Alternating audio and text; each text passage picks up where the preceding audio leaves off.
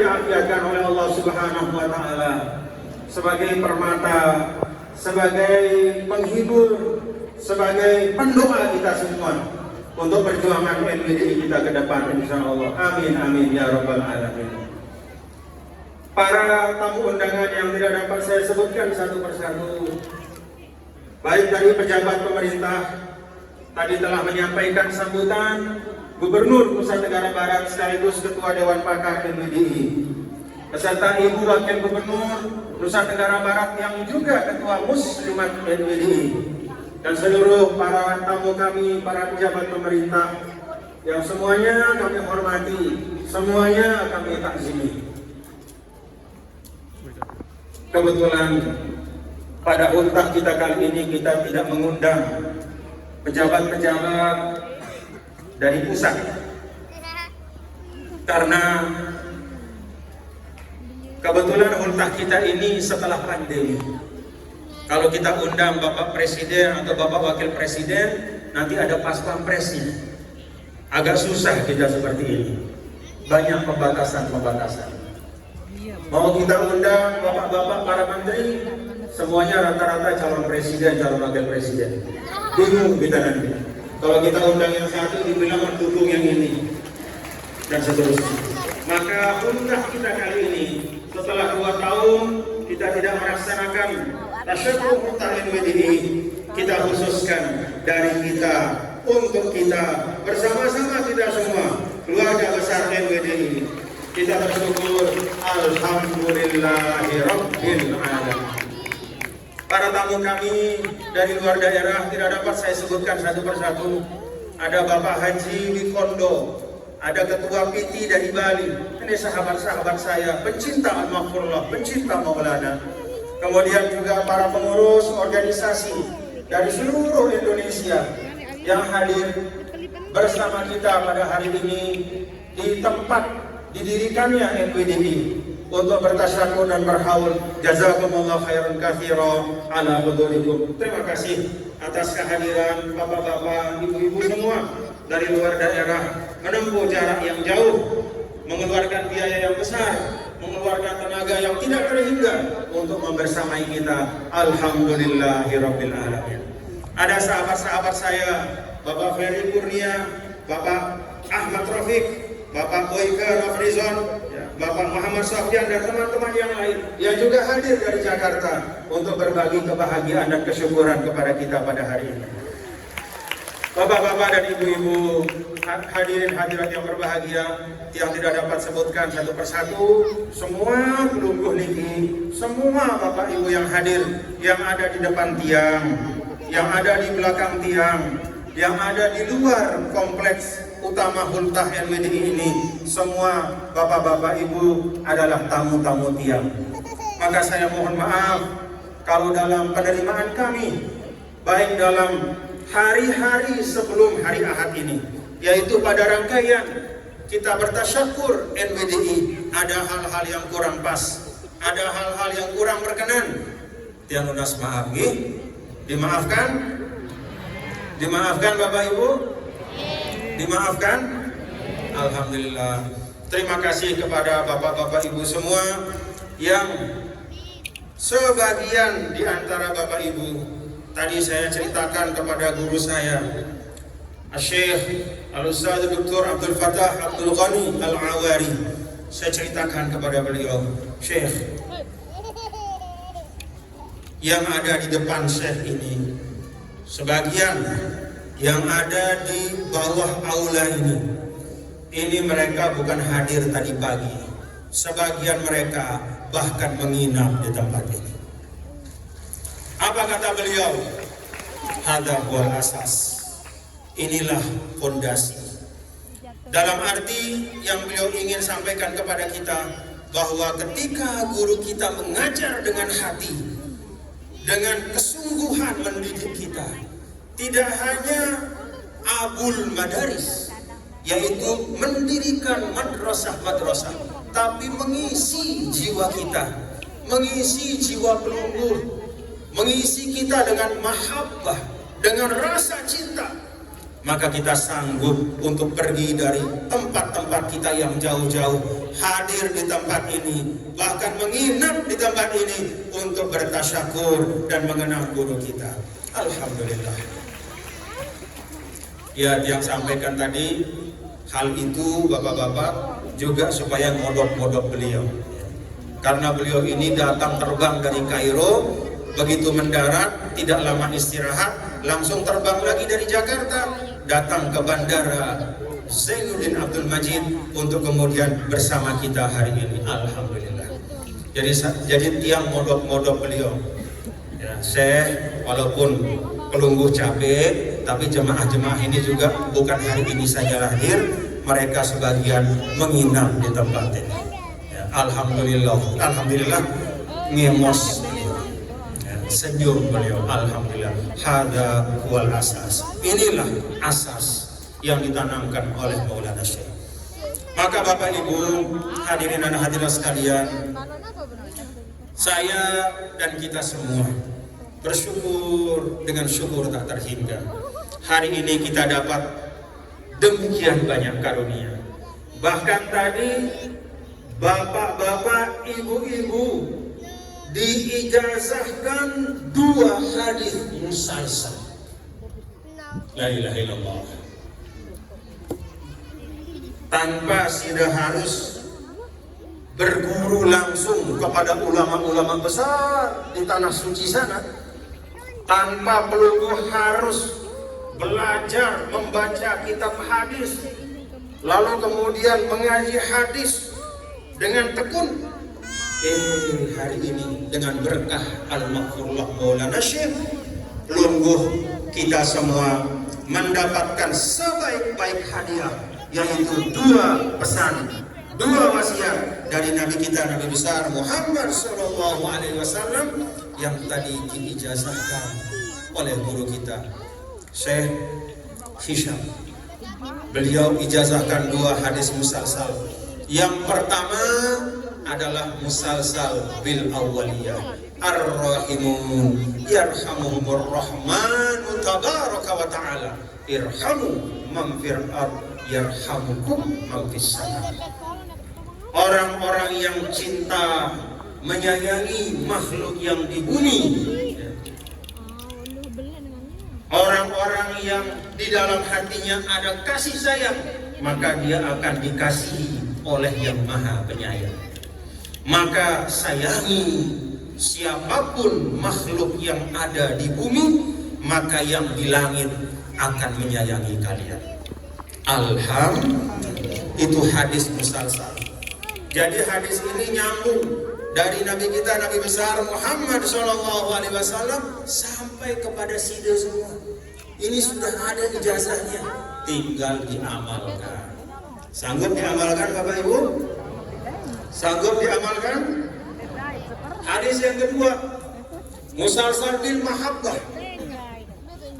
Sayyidina Rasulullah SAW menyampaikan kepada sahabat beliau Muaz, "Inni uhibbuka." Saya cinta padamu wahai Muaz. Saya sayang padamu.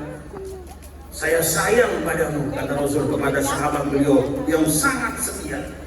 Kemudian Nabi berwasiat, jangan lupa setiap kali melaksanakan sholat wajib, maka selalu berdoa dengan doa Allahumma a'inni ala dzikrika wa syukrika wa husni. Alhamdulillah. Ini sudah diterima juga ijazahnya, jadi tinggal diamalkan. Siap untuk diamalkan? Amalkan Bapak Ibu, supaya berkah hadis itu ada pada kita. Jadi hadis itu keberkahan utamanya bukan pada membacanya. Keberkahan utamanya adalah pada mengamalkannya. Amalkan apa yang tadi telah kita terima sebagai ijazah. Karena itu sekali lagi, banyak sekali hal-hal baik yang kita terima pada hari ini, dan untuk itu kita semuanya tanpa kecuali mari kita mengucapkan hamdalah alhamdulillahirabbil alamin. Bapak Ibu, inilah tanda berkah dari guru kita. Coba kalau kita renungkan tadi, qori, orang yang tadi di awal acara itu membaca firman Allah Ta'ala, ya ayyuhalladzina amanu taqullah wabtaghu ilaihi wasilah wajahidu ila akhir ayat. Wahai orang-orang yang beriman, kata Allah, bertakwalah kepada Allah dan cari jalan supaya kalian mendapat ridho Allah itu, supaya kalian paham bagaimana mendapatkan karunia Allah, supaya kita mengerti jalan-jalan kebaikan, jalan-jalan hidayah. Kita diminta oleh Allah mencari jalan untuk sampai kepadanya. Alhamdulillah, berkat kita berguru kepada Maulana Syekh, kita bisa mendapatkan banyak pengajaran-pengajaran, banyak ilmu, sehingga mudah-mudahan kalau ilmu-ilmu itu kita amalkan, kita semakin dekat kepada keridhaan Allah Subhanahu wa Ta'ala. Alhamdulillah, itulah sebaik-baik guru. Dia menjadi jalan bagi kita untuk sampai kepada Allah. Dia menjadi jalan mengingatkan kita untuk salah. Dia mengingatkan kita kalau kita salah. Dia meluruskan kalau kita bengkok. Dia menyambung kalau kita putus. Dia mengisi jiwa kita kalau jiwa kita itu kosong kelompok. Tadi guru tiang Syekh Abdul Fattah Al-Awari mengatakan, hai Muhammad Zain, kamu tahu apa yang menjadi problem paling besar bagi kita sebagai manusia hari ini, lebih khusus sebagai umat Islam hari ini? Apa kata beliau? Problem paling besar kita hari ini adalah al-khawa'ur ruhi. Al-khawa' itu artinya kosong. Al-faro' al-khawa'ur ruhi, hati-hati yang kosong. Dia tidak tahu tujuan hidupnya. Kadang-kadang hari ini bapak-bapak ibu, kalau kita bicara tentang MPDI, kita seringkali hanya bicara tentang jumlah madrasah kita. Seringkali kita mengukur prestasi kita berorganisasi dan membangun bangunan yang tinggi-tinggi dan megah-megah. Syekh Abdul Fattah mengingatkan, yang lebih penting dari membangun gedung-gedung tinggi dan megah-megah itu adalah mengisi hati-hati kita dengan nilai-nilai yang baik. Itu yang Al-Maghfurah lakukan. Kalau Al-Maghfurah hanya bangun gedung-gedung, tidak akan ada yang datang kemari. 25 tahun beliau sudah wafat, tapi rasanya masih hidup terus dalam hati kita. Tiang bapak-bapak ibu, tiang setiap kali terbang misalnya kita pulang ke Lombok, entah dari Jakarta, entah dari Surabaya, entah dari mana-mana, setiap kali terbang itu kru pesawat itu kemudian mengumumkan, bapak-bapak, ibu-ibu, kita telah terbang tinggal landas penerbangan dari Jakarta dan kita akan mendarat di Bandara Zainuddin Abdul Majid. Setiap kali mendengar itu bergetar hati tiang. Ketika akan mendarat diumumkan seperti itu. Ketika sudah mendarat diumumkan seperti itu. Alhamdulillah, kita telah mendarat dengan selamat di Bandara Zainuddin Abdul Majid. Bagaimana hati bisa bergetar? Karena guru kita tidak bicara ke telinga kita. Karena Maulana Syekh itu bicara kepada hati-hati kita. Itu yang menyebabkan 25 tahun Al-Maghfurah wafat, kita tetap rindu kepada beliau. Rindu bapak-bapak, ibu-ibu kepada beliau. Kangen kita kepada beliau. Tadi kita dengar tim wasiat ya, dengan sangat indah. Kemudian seakan-akan merintih, Nini, jangan tinggalkan kami. Memang Nini tinggalkan kita? Maulana Syekh pernah meninggalkan kita? Atau justru kita yang meninggalkan Maulana Syekh? Maulana Syekh itu tidak pernah meninggalkan kita. Tidak pernah guru yang sangat mencintai kita itu meninggalkan kita begitu saja, tidak pernah. Bahkan pun setelah wafat masih banyak sekali bahan-bahan di sekitar kita bahkan dalam hati kita, yang mengingatkan kita kepada Sidi Syekh Maulana.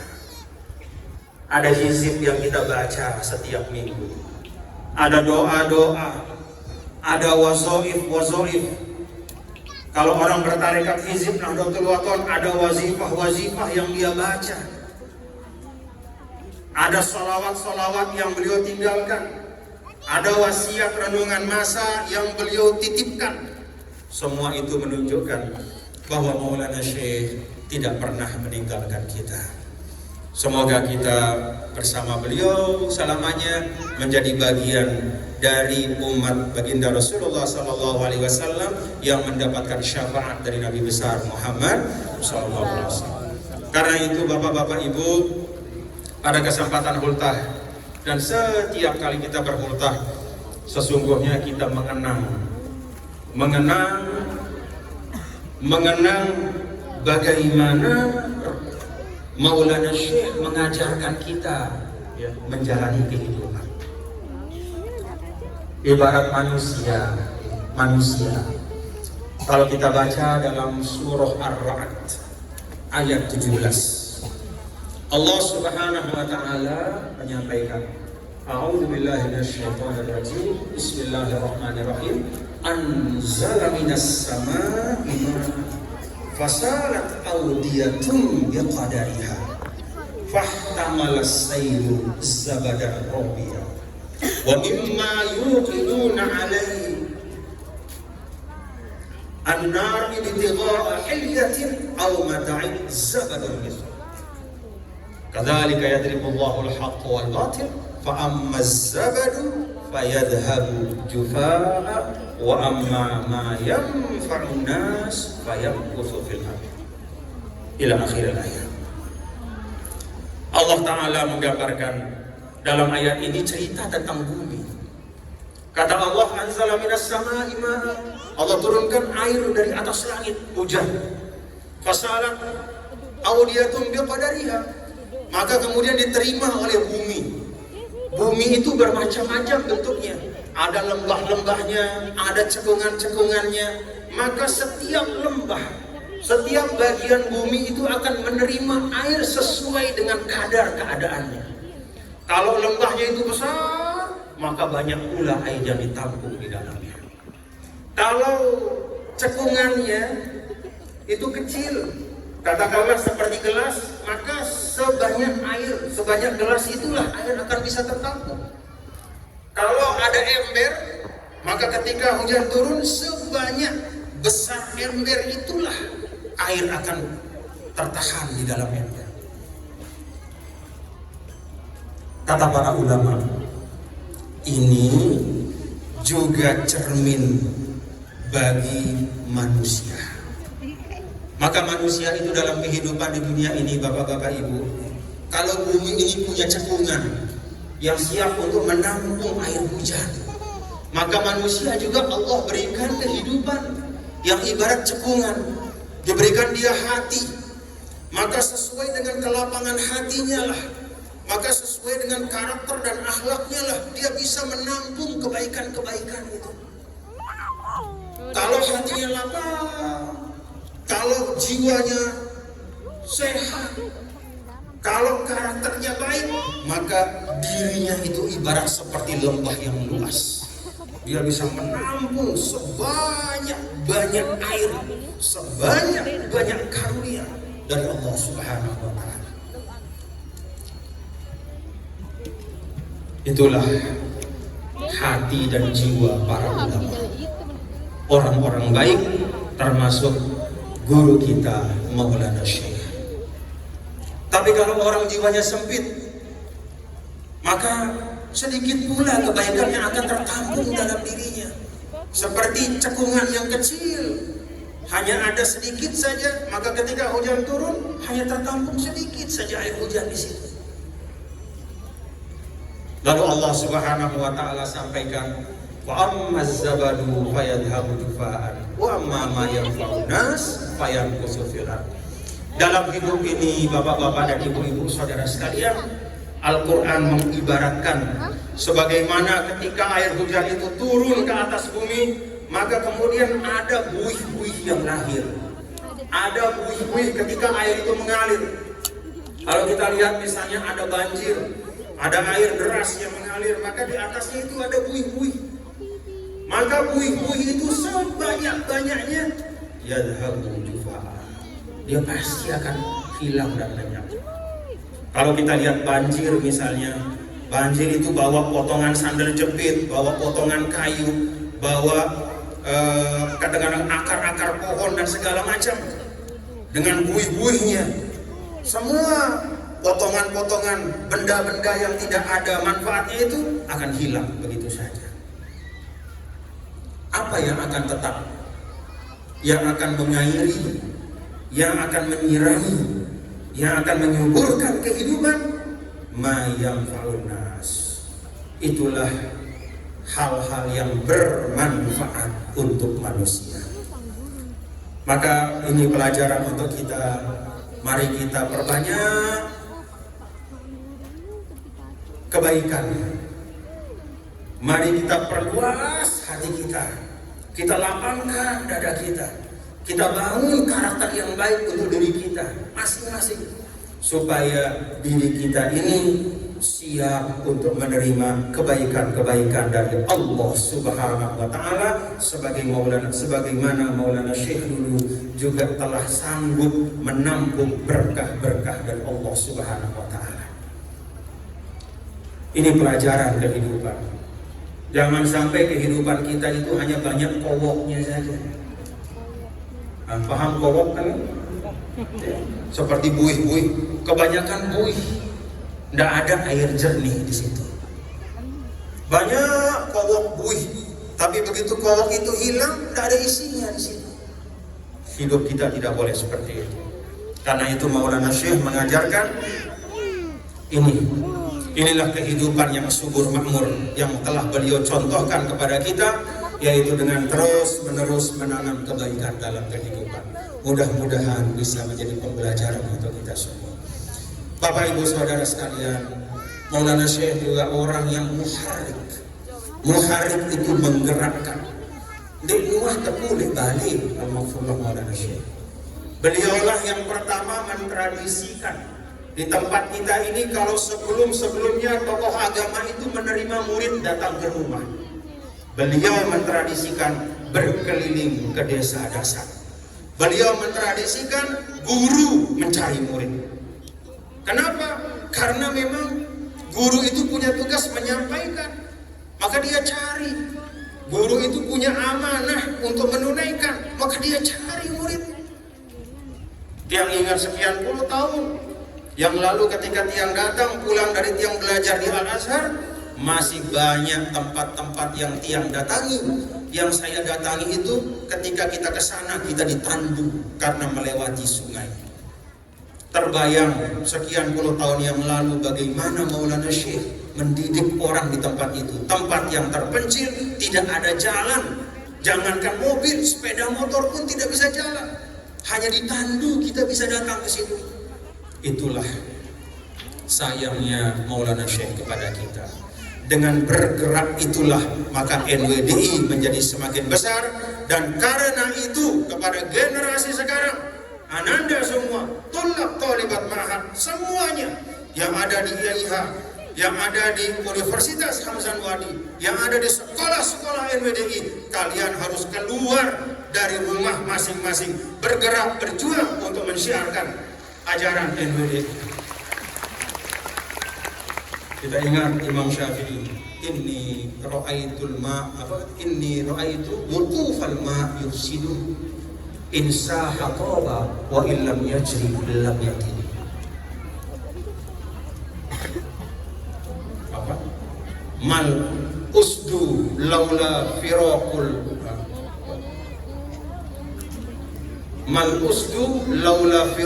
ardi iftarasat wa masahmu laula firaqul qawsi yusib. Kata Imam Syafi'i, saya lihat air ketika dia tidak mengalir, maka sejernih air itu, maka dia akan keruh suatu waktu. Betul Bapak Ibu? Taruh air di bak, jernih, tapi tutup bak itu, tunggu seminggu. Bukan hanya bak itu menjadi keruh, bisa jadi di situ tempat bersarang jentik-jentik nyamuk yang membawa penyakit. Insya hatoba wa illam yajri lam yati. Kata Imam Syafi'i, kalau air itu mengalir, maka toba, itulah air yang tetap akan segar dan memberikan manfaat. Wa illam yajri lam yati. Kalau dia tidak berjalan, tidak dia bergerak, maka tidak akan mungkin dia menjaga kejernihannya. Bahkan singa-singa, kata Imam Syafi'i, tidaklah mereka menjadi raja hutan dengan berdiam di sarang mereka, tapi mereka menjadi raja hutan iftiraqul ardi. Ketika mereka keluar dari rumah, berkeliling di hutan itu, mengaum, nah itulah kemudian dia menjadi raja hutan. Keberanian. Lihat anak panah, kata Imam Syafi'i, anak panah itu seindah-indah buatannya, dia tidak akan mungkin mencapai sasarannya kecuali ketika busur sudah dibentangkan dan dilepas dari tangan, dia mengarah kepada sasaran. Itu kader-kader NWD. Kalian harus jadi busur-busur perjuangan. Kalian harus menjadi raja-raja untuk menyuarakan kebenaran. Tulab tolibat mahal. Maka alhamdulillah hari ini kita bisa saksikan, selain kita bertasyakur tentang Maulana Syekh, kita ingat perjalanan hidup beliau, kita sadari bagaimana beliau memberikan uswah kepada kita. Kita bersyukur hari ini kita memulai untuk mengirim guru-guru pejuang ke seluruh penjuru tanah air. Bangun anak-anakku semua, bangun guru pejuang, bangun cepat, bangunnya cepat. Nah ini guru pejuang kiri dan kanan. Ini anak-anak kita ya, tulab dan tolibat ma'had yang sudah dilatih, yang sudah dididik, diberikan pengetahuan-pengetahuan, pemahaman untuk terus memperjuangkan manhaj Islam Ahlus Sunnah wal Jamaah, untuk meneguhkan wasatiyatul Islam, bergerak ke seluruh penjuru tanah air untuk membawa panji-panji NWD. Kita doakan mudah-mudahan terus mengalir guru-guru pejuang kita. Karena apa? Kita ingat kata Imam Syafi'i tadi, in sahataba wa illam yajri lam yati. Air yang jernih itu harus ada jalannya untuk mengalir. Kalau dia tertutup dan tersumbat, maka kejernihannya hilang, kemanfaatannya pun akan lenyap. Bahkan yang lebih bahaya lagi Bapak-bapak Ibu, kalau kita tidak bergerak, kita berada di satu tempat saja. Ibarat katakanlah ikan yang ada di kolam. Kolamnya itu tetap sama besarnya, tapi ikan-ikan yang ada di kolam itu semakin banyak macamnya.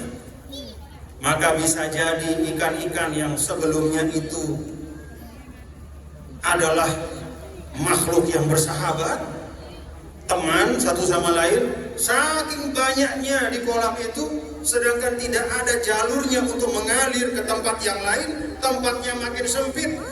Semakin dia berebut oksigen, semakin dia berebut rezeki, semakin dia berebut makanan, yang kawan pun kemudian bisa jadi lawan. Kalau kita diam di satu tempat saja, diam di situ, batur jadi musuh. Betul nggak Bapak Ibu? Bisa jadi teman akhirnya menjadi musuh. Kenapa? Karena sudah tidak bisa kemana-mana. Akhirnya apa? Saling melihat kekurangan satu sama lain, saling membicarakan kekurangan satu sama lain. Karena hanya di situ saja, tidak mau keluar, tidak mau berjuang. Akhirnya bukannya memperbaiki yang rusak, tapi justru merusak apa yang sudah baik. Karena itu, anak-anakku semua, pengiriman guru perjuang hari ini adalah penanda. Mudah-mudahan kita bersama-sama bersama-sama mengikhtiarkan doa dari Sidi Syekh Maulana Wansyur wahfaz wa ayyid nahdlatal watani fil bihaqqi Muhammadin sallallahu alaihi wasallam. Bapak Ibu Saudara, Tiang juga mengingatkan pada kesempatan ini kepada nilai-nilai perjuangan yang Maulana Syekh sering ajarkan kepada kita. Prinsip-prinsip Ahlus Sunnah wal Jamaah. Ngerti betul kita apa itu Ahlus Sunnah wal Jamaah. Ahlus Sunnah artinya mereka yang mengikuti sunnah. Sunnah Nabi, sunnah sahabat, dan jalan hidup para ulama. Jangan kita mengaku menjadi Ahlus Sunnah. Sunnah Nabi mengatakan al-muslim man salimal muslimuna min lisanihi wa yadihi. Orang Islam itu adalah orang yang harus bisa menjaga tangannya dan lidahnya dari menyakiti orang lain. Itu sunnah Nabi. Jangan sampai kita mengaku ahlu sunnah, tapi kerjaan kita entah dengan ketikan kita, entah dengan komen kita, apalagi dengan tangan kita menyakiti umat Nabi besar Muhammad SAW.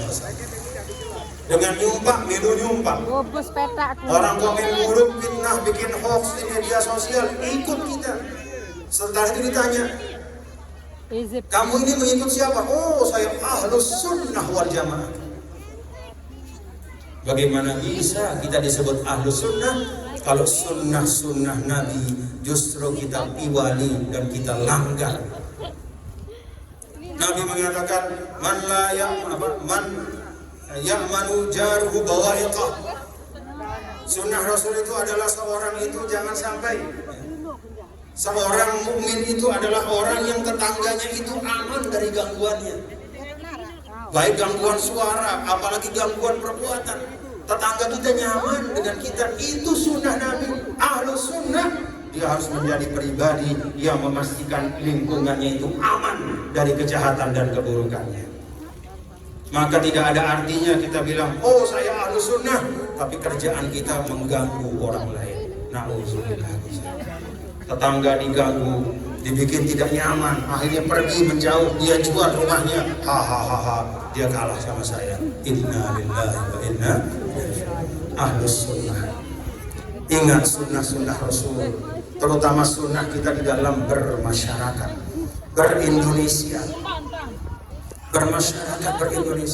Wal jamaah. Apa itu wal jamaah? Kompak. Wal jamaah itu artinya mendahulukan persatuan, kebersamaan. Coba kita lihat pelajaran sejarah dulu. Kapan keadaan di mana umat Islam disebut dengan keadaan atau waktu itu disebut dengan Amul Jamaah? Amul Jamaah adalah ketika Sayyidina Hasan bin Ali, cucu dari Nabi kita, Nabi besar Muhammad sallallahu alaihi wasallam, beliau karena ingin islahu atau salahu halil ummah, karena beliau ingin agar tercapai kedamaian, kebaikan, kemaslahatan untuk semua, maka Sayyidina Hasan bin Ali lepaskan kekuasaan kekhalifahannya itu kepada Sayyidina Muawiyah bin Abi Sufyan. Kalau beliau mau bertahan bisa, tapi apa yang terjadi? Peperangan. Ketika Sayyidina Hasan menyerahkan kepada Sayyidina Muawiyah, itulah saat dimana kemudian waktu dan tahun itu disebut Amul Jamaah, yaitu masa dimana persatuan dan kesatuan umat itu didahulukan di atas segalanya. Itulah Ahlus Sunnah wal Jamaah. Sayyidina Muawiyah berkuasa waktu itu, Sayyidina Hasan berhenti. Tapi coba lihat hari ini, dari keturunan siapa? Dari keturunan siapa yang tetap terus menjadi penyambung lidah Rasulullah SAW? Kalau dibandingkan, ini bukan membandingkan sahabat ya, tetapi melihat kondisi fakta sejarah hari ini. Keturunan Sayyidina Muawiyah banyak yang bagus, tapi kalau kita lihat yang utama, termasuk yang membawa Islam ke Nusantara, yaitu Wali Songo, mereka adalah keturunan dari Sayyidina Hasan dan Husain. Melepaskan ego pribadi untuk kemajuan, kemaslahatan umat, itu ternyata dibalas oleh Allah dengan kemuliaan yang tidak putus sampai hari ini. Para keturunan zuriyah dari Sayyidina Hasan dan Husain yang terus menerus berjalan ke seluruh penjuru dunia, menyebarkan cahaya ajaran kakek mereka, Nabi kita, Nabi besar Muhammad sallallahu alaihi wasallam. Ahlus sunnah wal jamaah mengikuti cara yang baik dan mengamalkan sunnah Rasul, lalu menjaga persatuan dan kekompakan kita sebagai umat. Itu ahlus sunnah wal jamaah. Bapak Ibu saudara sekalian, nilai-nilai dari Al-Mahfurullah Maulana juga banyak diwariskan. Yakin, ikhlas, sabar, siap untuk kita terus amalkan. Siap Bapak-Bapak Ibu?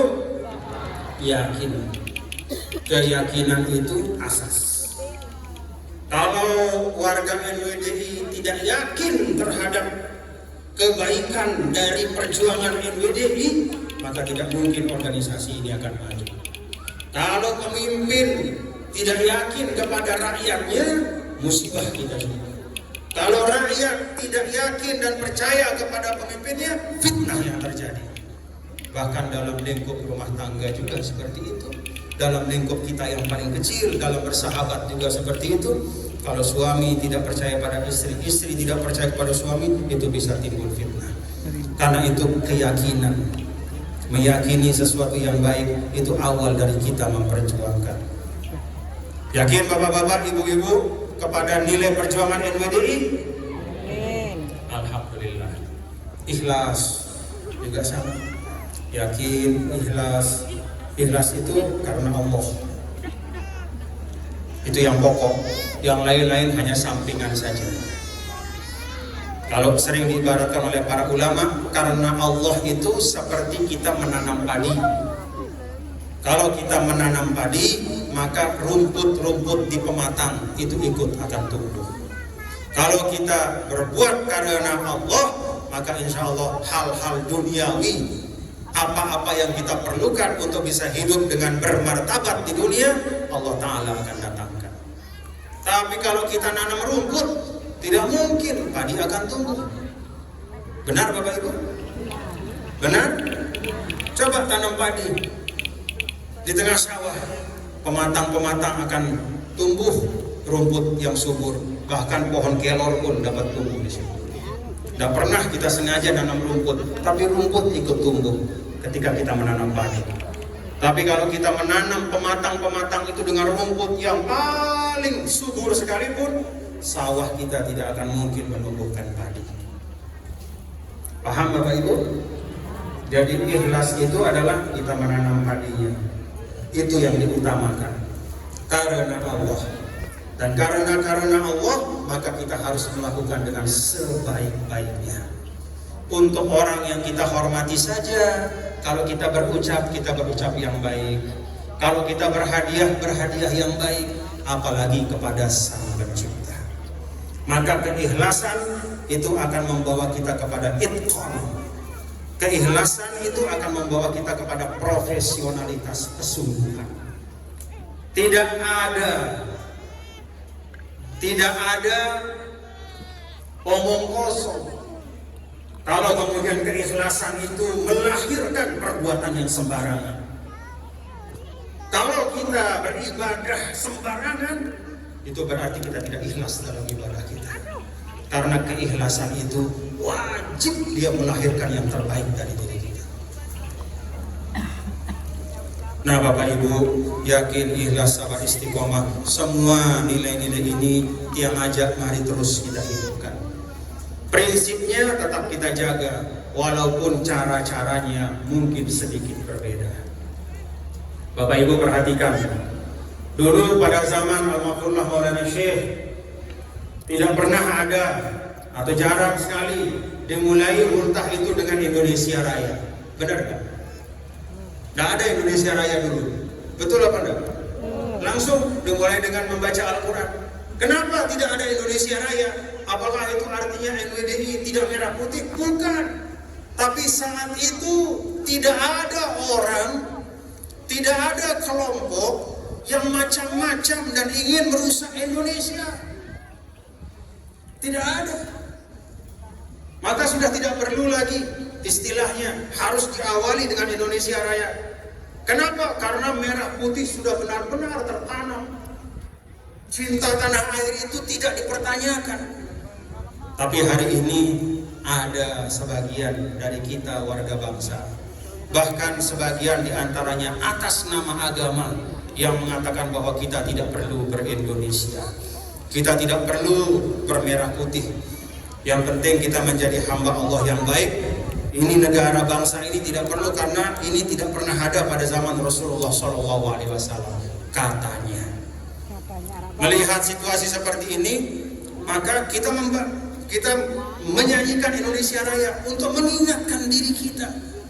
Manusia itu sering lupa, dan di antara yang sering dia lupakan adalah nikmat yang terlalu lama melekat kepada dirinya. Kalau kita mendapat satu nikmat baru hari ini, tidak habis-habis kita bersyukur. Tapi kalau nikmat itu sudah melekat pada diri kita sejak kita lahir, banyak di antara kita yang lupa untuk bertasyakur.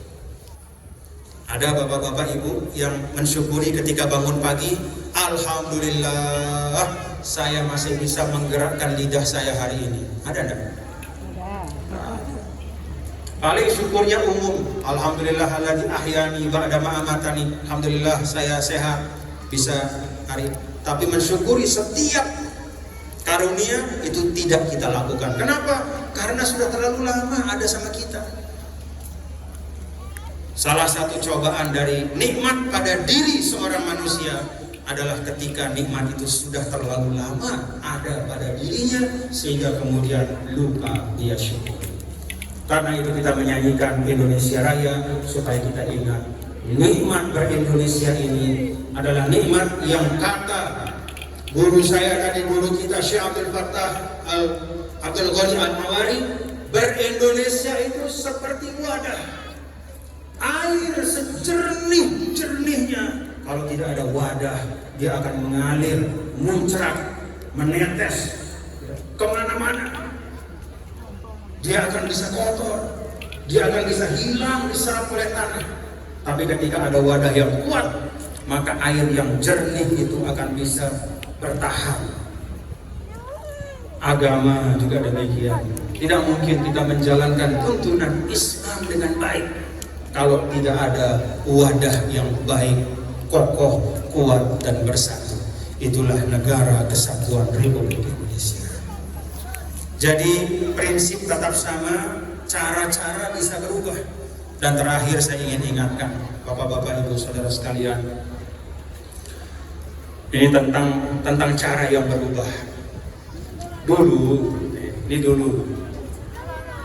waktu saya belajar di Mu'allim, ada 2 kali saya kena hukuman fisik dari guru saya. Yang pertama, Bapak Ustadz Abdul Ghafur Salam, selengseng saya diangkat. Loh, ilahi, sakitnya luar biasa. Mau nangis tapi malu gitu. Kenapa selengseng saya diangkat setinggi-tingginya sampai saya bangun dari kursi, diangkat terus. Majdi, mana PR-mu, mana PR, sampai diangkat terus. Sampai akhirnya saya naik di kursi mu'allimin itu. Karena kalau saya diam di bawah sakitnya luar biasa, saya ikuti sampai ke atas. Guru bahasa Inggris, gara-gara saya lupa, lalai membuat PR bahasa Inggris. Kan sakit ya kalau selengseng kita diangkat. Sakitnya luar biasa. Yang kedua, almarhum Bapak Ustadz Saharudin, guru matematika dari Kelayu. Saya dengan teman-teman muallimin, ya namanya kita anak muda ya, sudah jamnya, tapi kita masih main di luar, main bola, bawah sukun itu, main bola di muallimin lama, main bola. Tiba-tiba sudah ada Ustadz Sahar di pintu. Dia bawa garisan matematika yang panjang itu. Tahu kan garisan zaman dulu itu? Panjang garisannya itu, yang dipakai garis di papan tulis itu. Dipanggil kita, maka masuklah masing-masing. Setiap yang masuk, pok. Sayangnya saya memilih yang terakhir masuk. Maka saya lah yang dipukul terakhir dan paling keras. Patah garisan. La ilaha illallah, sakitnya luar biasa. Sakitnya luar biasa. Tapi saya dan kami semua menerima itu sebagai tanda sayang guru kepada kita. Oh, si kangen guru.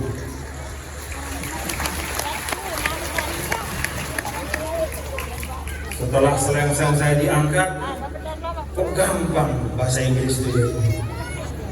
Kalau selengseng, setelah punggung saya dipantok sama garisan itu, kok rasa-rasanya bisa kita paham sedikit-sedikit apa sinus, kosinus apa itu macam-macam. Triangle segala macam itu, aljabar. Itu dulu, paham gak? Itu dulu. Tapi hari ini Bapak-bapak Ibu, seiring dengan perkembangan kehidupan, perkembangan pendidikan, seiring dengan bahkan perubahan nilai, maka cara yang dulu bisa dibenarkan sebagai salah satu cara untuk mendidik, entah itu ngangkat selengseng, entah tempo-tempo apa namanya itu, sedikit ya, atau tempo-tempo pak misalnya, secara fisik pada saat itu bisa dibenarkan. Katakanlah ada alasannya, karena situasi dan tatanan nilai yang ada memungkinkan. Tapi hari ini sudah berubah. Kalau sekarang tidak boleh seperti itu. Jangan ada di pendidikan NWDI ini yang menyakiti secara fisik murid-muridnya. Tidak boleh. Mau nempeleng, ngangkat selengseng, pukul, apalagi pakai penggaris, jangan. Karena apa? Dunia sudah berubah. Tetap prinsip-prinsip pendidikan ada. Yakin, ikhlas, istiqomah, mahabbah, dan segala macam. Tetapi cara-cara kita sesuaikan. Karena sekarang ada aturan-aturan hukum, ada kesepakatan-kesepakatan tentang hak asasi manusia yang juga harus kita hormati. Nah, ini contoh sederhana Bapak Ibu. Karena itu kalau sekarang misalnya kita dengar, kita lihat ada yang menyakiti, itu muridnya bisa mengadukan ke polisi, bisa ditangkap gurunya, karena ada pidana di situ. Itulah perubahan zaman. Nggak perlu kita protes, nggak perlu kita marah, tetapi kita ikuti perubahan-perubahan yang sebenarnya tidak esensial. Nilainya tetap sama. Dulu guru datang kepada kita dengan mahabbah, cinta, kasih sayang untuk mengajarkan kepada kita, plus ditambah sedikit-sedikit. Kalau misalnya muridnya nakal, pok, sedikit-sedikit. Sekarang guru tetap sama, datang kepada muridnya dengan penuh kasih sayang, dengan penuh kecintaan, tapi tanpa melakukan sentuhan fisik atau menyakiti atau menyentuh ya, tindakan fisik apapun kepada muridnya. Saya minta ini dipahami. Paham Bapak-bapak Ibu? Paham para asatidz? Ustazahnya paham? Tidak boleh ada lagi kekerasan fisik dalam bentuk apapun di lingkup seluruh sekolah NWDI. Jangan. sesuatu yang cocok, cara teknis yang cocok zaman dulu belum tentu cocok untuk hari ini. Kita sesuaikan sesuai dengan keadaan zaman. Untuk apa? Supaya pendidikan kita berjalan baik dan tidak timbul fitnah-fitnah kepada lembaga pendidikan kita. Paham Bapak Ibu? Ini saya sampaikan terakhir khusus karena memang ada beberapa kejadian di beberapa pondok pesantren. Niatnya tidak ada untuk mencelakakan, tapi karena fisik akhirnya celaka. Kemudian menjadi masalah hukum, menjadi fitnah besar bagi suatu lembaga pendidikan yang menjaga dirinya, membangun dirinya puluhan tahun, dapat fitnah hanya karena ada praktik yang lama yang seharusnya kita sudah tinggalkan karena keadaan sudah berubah, dan itu bukan merupakan nilai pokok, maka kita sesuaikan. Karena tidak berubah, masih terjadi akhirnya lembaga pendidikan yang kena fitnah. Ini saya minta perhatian semua tingkatan. Paham? Paham Bapak-bapak Ibu? Paham para pimpinan madrasah? Paham tulat thalibat? Tidak boleh ada lagi ya mendidik secara fisik dalam arti melakukan hukuman secara fisik kepada murid-murid kita. Mari kita cari cara-cara yang lain. Insya Allah kita tidak kekurangan cara untuk mendidik anak-anak kita menjadi insan yang baik. Demikian Bapak-bapak dan Ibu, hadirin dan hadirat sekalian yang dapat yang sampaikan pada kesempatan Hulta NWD ini, dan sekaligus juga ada permintaan untuk mengumumkan wakaf ya. Ada wakaf dari salah seorang hamba Allah untuk NWDI di Lampung sana, untuk dibangun sarana. Ya sebenarnya wakaf ini kan terus berjalan ya. NWDI menerima wakaf dari banyak, di Kalimantan, di Sulawesi, ya, di Jawa juga ada, di Sumatera juga ada, di NTT, di Papua. Nah, tapi ada permintaan khusus untuk di Lampung karena ini baru pertama kali. Maka kita bersama-sama sebagai saksi, kita semua menerima wakaf dari muwakif G.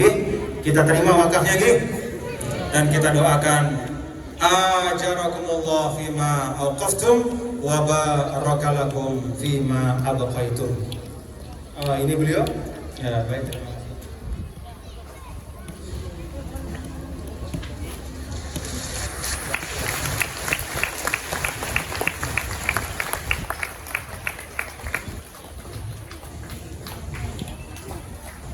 Assalamualaikum warahmatullahi wabarakatuh. Bismillahirrahmanirrahim. Saya R.E.D. Suseno, alamat Desa 2, Kampung Sedangrejo, Kecamatan Sedangagung, Kabupaten Lampung Tengah, Provinsi Lampung. Hari ini Ahad 18 September 2021 menyerahkan tanah wakaf 1 hektar kepada PB NWDI sebagai wakaf untuk pembangunan pondok pesantren NWDI di Provinsi Lampung. Terima kasih. Ajarakumullah fima awqaftum wa barakalakum fima abqaitum. Semoga Allah melipat gandakan pahala untuk Pak Edi atas apa yang diwakafkan, dan semoga Allah berkahi untuk harta-harta yang masih ditinggalkan bersama Pak Edi beserta keluarga. Jakarta. Ayo, nama-nama guru pejuang, angkat tangannya ya, guru-guru pejuang. Taufik Abdul Rashid, mana? Angkat tangannya. Mana Taufik? Angkat tangannya. Jangan begitu. Saidi, Muhammad Hakiki, Abdul Rashid, Fathur Razak, Wasini, Salman Hadi, Haris Munandar, Bayi Etika, Lia Apriliani, Siti Aziza, Siska Hundia, Mutmainnah, Putri Adelia, Siti Rohana, Khairi Habibullah, Azhari Jawahari, Siti Qudsiyah. Alhamdulillah, kita fatihahkan 19 orang sebagai guru pejuang. untuk disebarkan ke Kalimantan Timur, Sulawesi Barat, Sulawesi Tenggara, Sulawesi Tengah, Kepulauan Riau, NTT. Fasiru ala barakatillah. Kita doakan mudah-mudahan semuanya berangkat dengan izin Allah, dengan kasih sayang Allah, dengan benjangan Allah. Allah khairul hafizah wa huwa arhamur rahimin. Demikian yang dapat saya sampaikan. Mohon maaf lahir batin. Sebagai penutup sebelum doa, hayya guru nasyidana. Ayo, angkat tangan kita semua. Hayya guru nasyidana.